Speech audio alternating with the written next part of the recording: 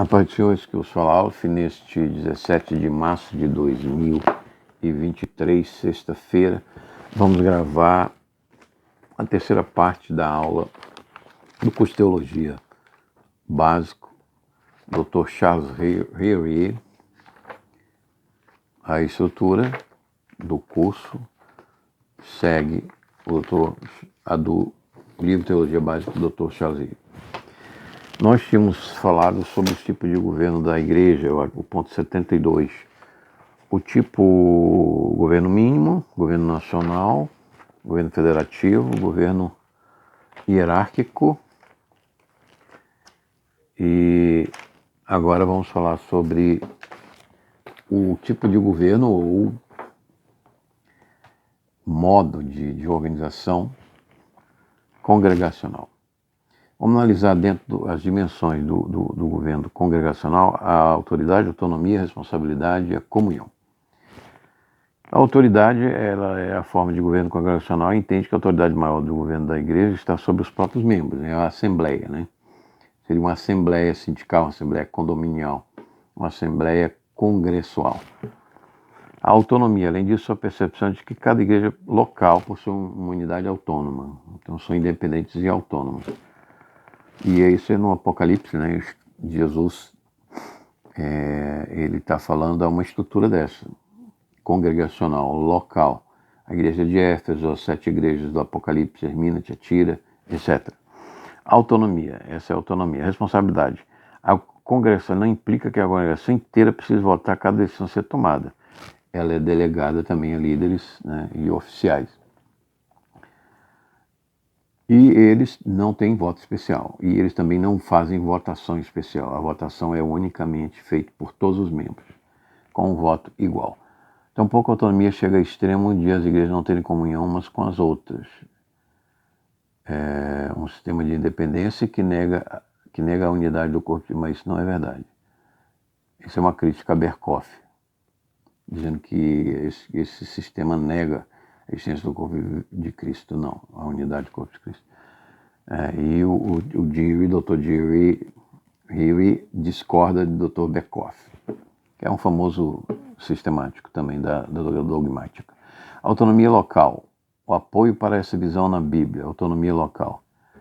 Embora os apóstolos e ajudantes exercessem autoridade sobre mais de uma igreja local na época do Novo Testamento, os presbíteros e diáconos não faziam isso. Portanto, como não existe mais apóstolo hoje, as igrejas locais são autônomas. Então, ele está querendo dizer o seguinte: os apóstolos e diáconos da igreja primitiva de Jerusalém, eles tinham autoridade sobre as igrejas locais, mas eles não existem mais. Então, eles delegaram essa autoridade para presbíteros e diáconos locais.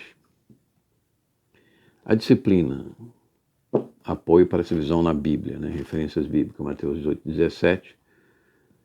E se não as diz a igreja, e se não escutar a igreja, etc. Então, o Senhor Jesus está ordenando a disciplina na igreja, não consulta ao Estado. O fato que a questão é tão importante como a disciplina não ser entregue somente aos líderes, mas a congregação serve de apoio ao conceito congregacional de governo.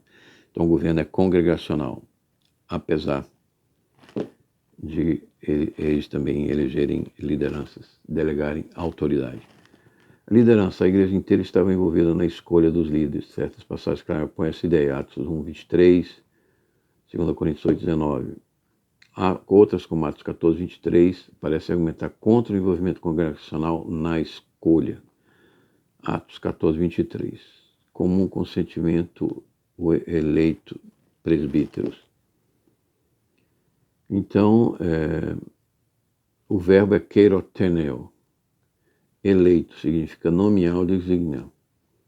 No retorno da primeira viagem missionária de Paulo, o verbo usado, contudo, os defensores do congregacionalismo preferem usar uma ideia mais relacionada com o entendimento etimológico desse verbo, ou seja, uma escolha pelo levantar de mãos, como voto congregacional.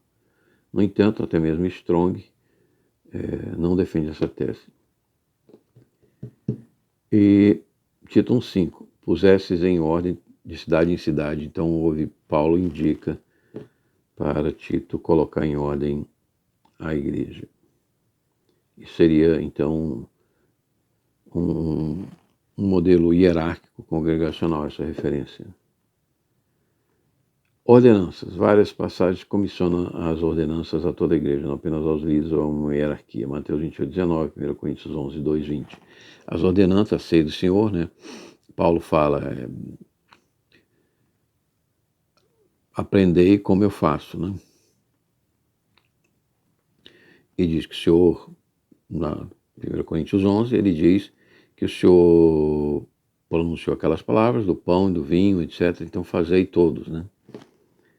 Então apoia esse modelo de governo congregacional, essa passagem de 1 Coríntios 11. Governo, sacerdote e todos os cristãos colaboram para o conceito de governo democrático e congregacional. É um estilo democrático a congregação. 1 Pedro 2:5-9 chama todos os membros da igreja de sacerdotes. Bom, passamos a uma defesa do congregacionismo que o Dr. Reed faz. Sobre a autoridade, o Novo Testamento parece ensinar claramente que a autoridade suprema pertence à igreja local. Isso não exclui a comunhão em outras congregações locais, mas também não defende uma estrutura organizacional acima da igreja, como por exemplo a igreja católica tem o Vaticano, tem a Sé, Santa Sé. A escolha de líderes também parece claro que a igreja inteira estava envolvida em muitas questões de congregação, mas não estava envolvida em tudo. Em alguns casos, os líderes eram escolhidos e não votados por todos. A escolha dos primeiros ajudantes dos apóstolos, em Atos 6, exemplifica a graciosa harmonia existente entre os apóstolos.